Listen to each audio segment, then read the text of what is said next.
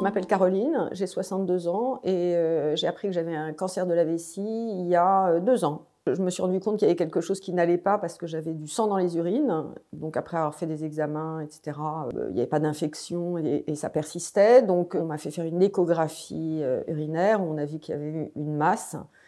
Ensuite, j'ai vu une urologue qui tout de suite a diagnostiqué un cancer et qui m'a demandé tout de suite d'aller faire un scanner pour voir s'il n'y avait pas de métastase, donc c'était un peu violent.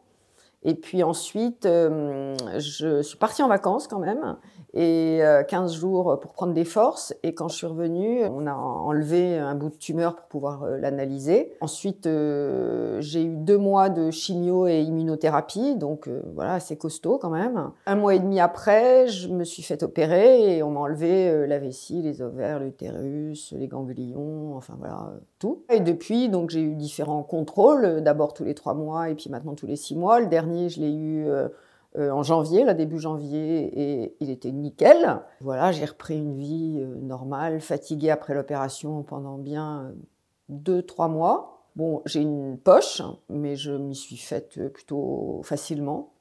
Là, je suis partie au bord de la mer, je me suis baignée, il y a des maillots de bain exprès et tout, donc voilà, il n'y a pas de problème. Sexuellement, au départ, c'était un peu compliqué parce que j'avais un peu de mal à me montrer avec cette poche à mon compagnon.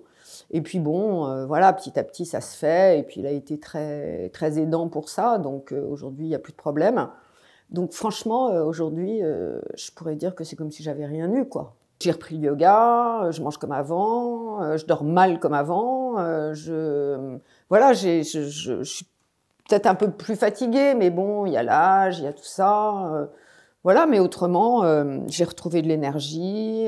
Je dirais la seule chose qui a un peu changé dans mon existence, c'est j'ai le sentiment d'avoir plus d'empathie pour les gens qui souffrent de cancer ou de maladies comme ça graves. Par exemple, je suis dans une association de gens qui ont la même maladie que moi, et c'est important pour moi de les aider, de répondre à des questions quand il y a des questions sur alors la poche, l'opération, ça fait mal, on reste combien de temps, vous avez eu peur, et la vie maintenant, et le fait d'être une femme, et tout ça. Donc je trouve que c'est important l'entraide quand on subit ça, parce qu'on peut se sentir seul. Moi, je me suis sentie assez seule.